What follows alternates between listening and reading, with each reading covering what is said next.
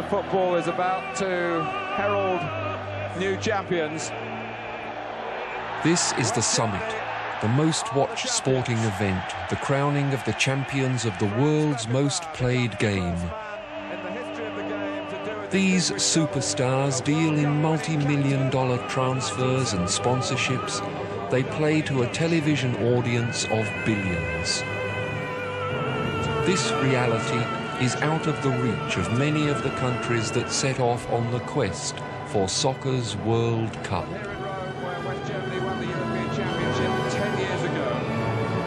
From nowhere is this more remote than from a small Melanesian nation which in 1992 made its first appearance in the tournament. But they have been the best team. Yes,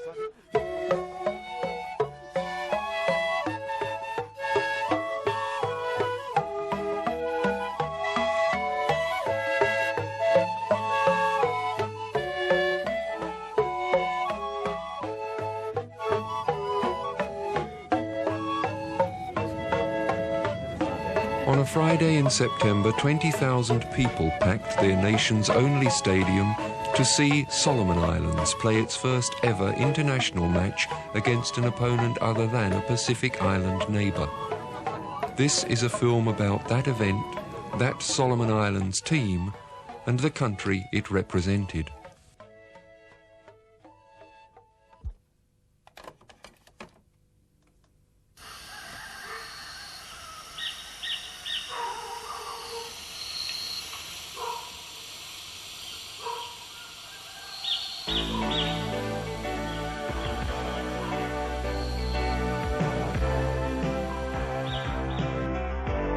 Good morning everyone and welcome along our program playing sports for this morning.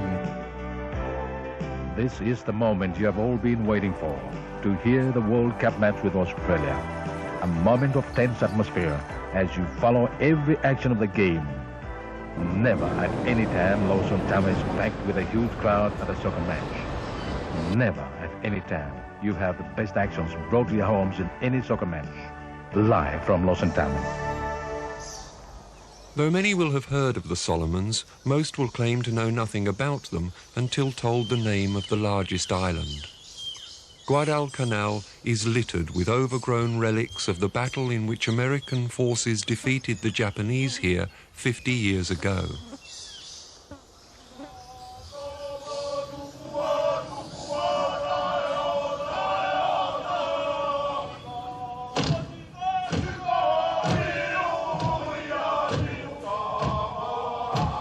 The battle for Guadalcanal is the best-known chapter in a long and often violent history of exploitation of both the land and its people by those who carried on the trade in native labour known as blackbirding, by British colonial administrators, and by missionaries.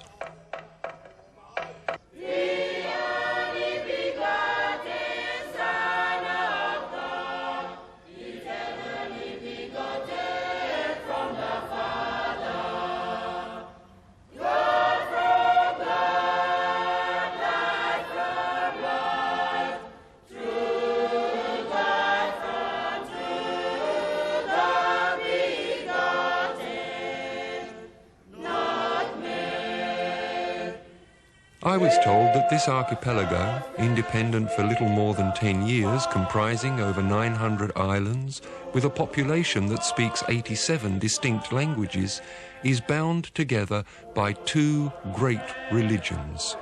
One, bestowed by the missionaries, is Christianity. The other, described to me as the best thing the British gave us, is soccer.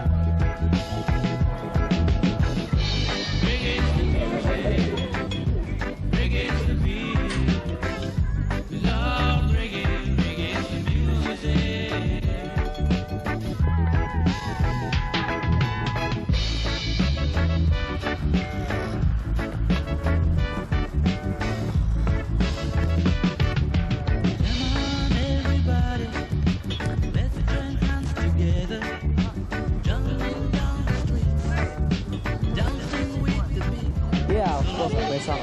Yes, I think I must play for Slomo Alam. Yes, it's my favorite game. Yeah, I think I'll play with someone one day. My parents didn't teach me any different game. They always teach me soccer. Well, it's very hard, sometimes we don't have holidays because when we go out on tours and all those, we use up all our holidays and, it's hard on our employers. Sometimes most of the boys, they don't get paid, or sometimes we just don't get anything at all. But we just do it as a sacrifice, and we just do it as our duty for our country. Opening mobile. Profile, please profile. In camp before the big match, as part of its training, the national team watched videos. As the game goes on, the pressure is right on the home team. And at the moment, it's the Socceroos who are making a real meal of clearing the ball. And the back pass didn't work. He took Watching videos is an increasingly popular pastime in a country that has no broadcast television service and only one radio station. Malaria can kill, malaria can kill. Go and help the screamer, malaria can kill. And semi-time now for Malaria Campaign, one for a short program about malaria and how you miss have down him along Solomon Islands. Malaria can kill. Take your treatment now, take your treatment now. Take your treatment properly, malaria can kill. Very good morning, everyone, and welcome along a program blaming sports for this fella morning. Over the weekend, Kakamora, that's long Super League, by the way. Kakamora Hemi beat him Naha by 2-1. Kosa Hemi beat in the Solomon Islands, radio plays a very, very important role indeed. We have only one radio station, which we think covers the whole population. We have a daily program, which is the service message program, and that we charge people who send messages to their relatives back home. I think that's the fastest way. They realize the fastest way to get messages across to their relatives at home is through the radio. Hemi time for service messages. Might want for a message, Hemi for you, so you listen, come good fella. Message from Leonard Iso, Honiara, Hemi go for Mrs. Mary Iso, long Kolo Ke Mau School. Operation Blomami Hemi long morning today, eh? Condition Blohem, Hemi okay. Message from Honorable Dick Taupongi, Hemi go for Brian's, your wife, Hemi no able for come long tomorrow, or semi for him come before. You look him John Sau, where Hemi stop on board Bulumakau, and you collect him cartons of mixed good, regards, and letter Hemi come behind. Message from Peter Matthew to Vincent Vuguni, Tanamake. Please you meet him long Mitzi Village, Wednesday 28 long early afternoon. Thank you.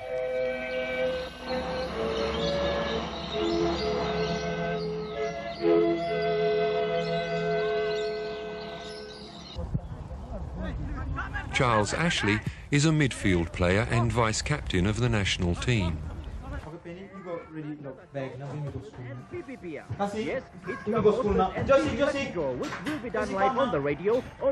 He graduated with a law degree from the University of Papua New Guinea.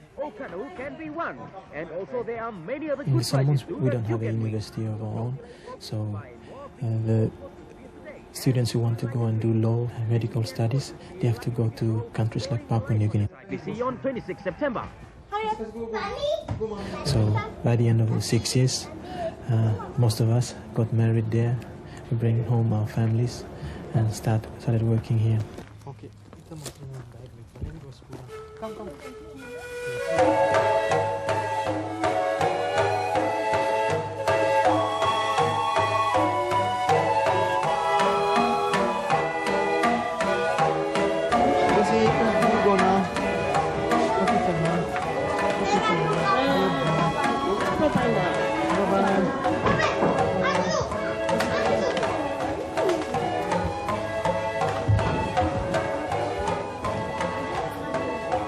Charles works here at the High Court of Solomon Islands.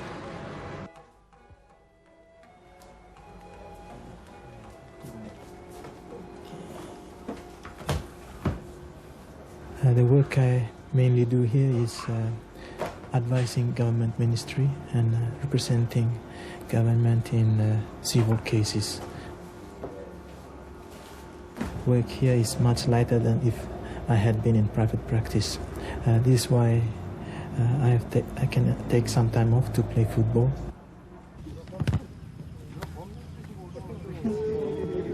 Lacking finance and facilities, the national selectors are restricted to choosing from players living in Honiara. To realise the ambition of representing their country, the majority of these players have had to leave their villages, come to the capital and look for work. Joseph Batai, the national goalkeeper, comes from the island province of Malaita.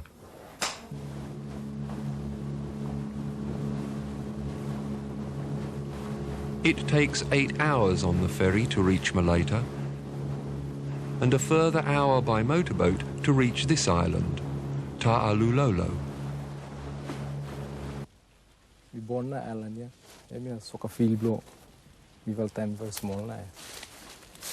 Emi a brother me cousin brother me Victor. Victor Wale played soccer for what was then the British Solomon Islands Protectorate in 1966. That's how we pull out that night. Where we grow up together now, yeah. And at this time, also we live in place now because there's a big fella cyclone law 1976 and January 1976. Yeah. Time you is too small yet. Yeah. So me fella live in place now. Before come, I'm now church now in Cyclone. Here? Yeah, church. That's what. It's still one post there. That's what's left of our church. And this whole place here, and one outlaw here, you look at every stone, and out here, cyclone, and move, throw away every stone from here. Yeah. But Parava length below area, you should go custom there. I think also another 20 minutes from where all water is finished. Move go a little bit more. Big village, 20 families that time. Yeah. 20 families. How much people now got to die during cyclone? During cyclone time, we come, nobody have dialogue here. We will escape, or run away, go mainland. So nobody me dying, but only you got house number fall down.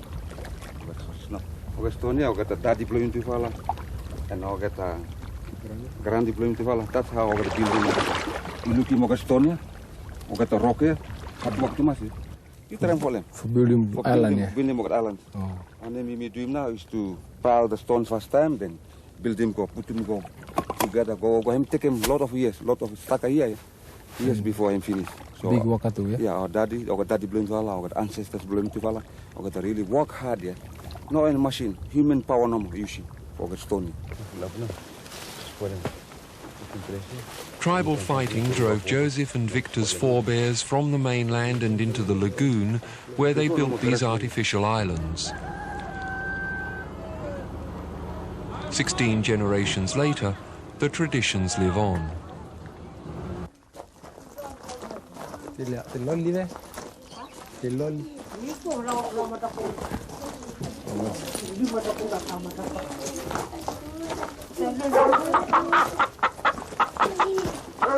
Joseph returns to this village whenever he can, to visit his relatives.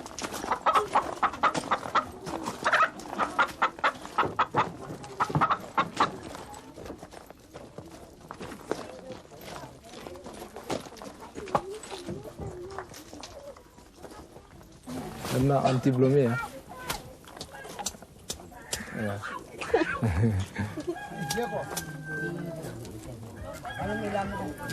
I'm not place over there. You can sell money. This one here, before break and finish, then break him around, then shoot him this one. After shoot him round finish, then smoothing this one finish. After smoothing, you will make him whole this one now. Whole finish, then bone him red stone finish, then make him low this one. Throughout Solomon Islands, custom money retains its importance in local economies. On Malaita, shell money is the currency of choice for bride price and other transactions. Cash is little favoured in a country where only about a quarter of the population is paid wages, and subsistence farming continues to be the most common way of life. Wages for unskilled labourers range between 30 and 40 Australian dollars a week, and are not a lot higher for skilled workers like Robinson Bowe, who is a carpenter and a midfield player with the national team. It is quite usual for factories to provide housing for their employees. Robinson lives in such a house with his family.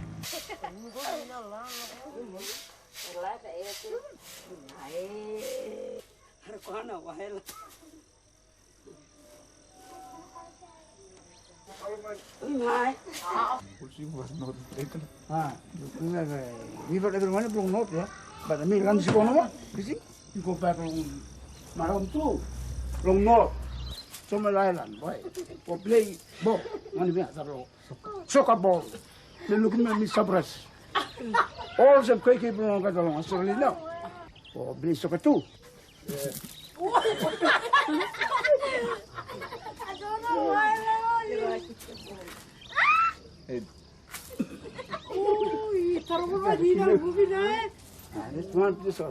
young boy is my son, Robinson. You was selling how much now for one? Yeah, £1 how much? 160, yeah?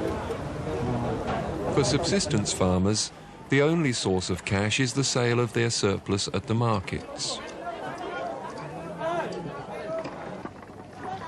$2. Charles Ashley took us to the largest central market in Honiara.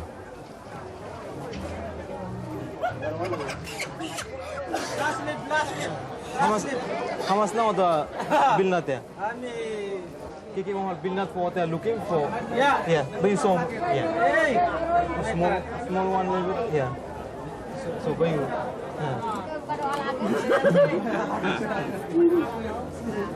Taking the skin of the betel nut and then he'd chew the nut inside. After chewing the betel nut, he'd add on the lime. Yeah. And then the leaf. See, George, he has chewed one of these betel nuts, and this is what's in his mouth now. After chewing the betel nut with the leaf and lime, this is the end product in George's mouth. Some people say it's like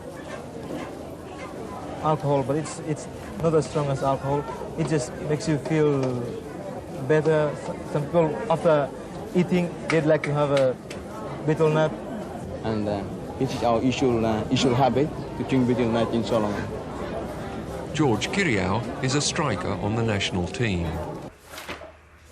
He is also a member of the Royal Solomon Islands Police Force. Good morning now, please. Can I help you? Yeah. Me hope since me left school, a high level, that me must reach national team. Me never mind about how the people were with the big win in me, the weight or height. When I'm emblo minimum is that I must go international for the skills that I have. The skills of George and the team were about to be tested in a contest their coach described as David against Goliath.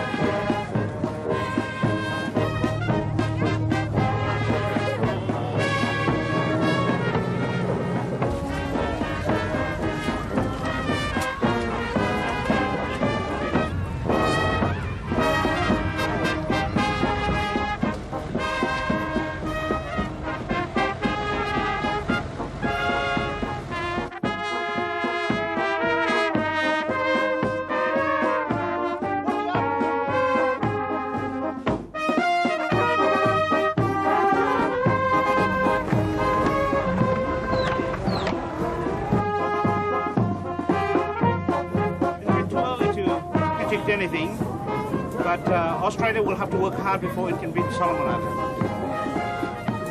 Otherwise, the Solomon Islands will make the first to score.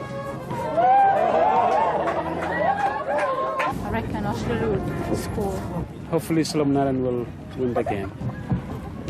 They will draw 1-1. Let's hope for that. So maybe Australia.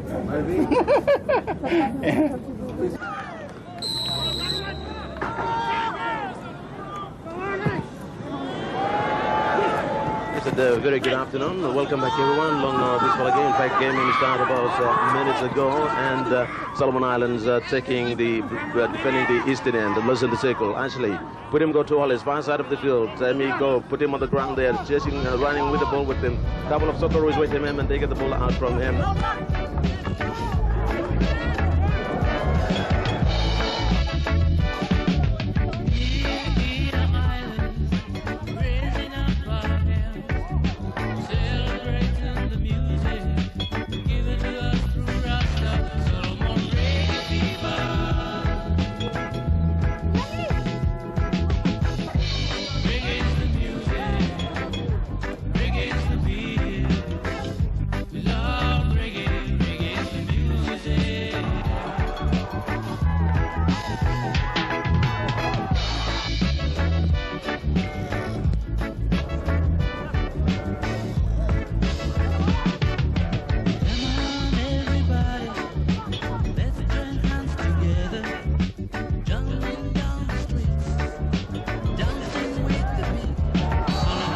Shot a goal is there, awarded by the referee immediately. The Solomons protested, or are they arguing more amongst themselves? But the throw went directly to the feet of, was it...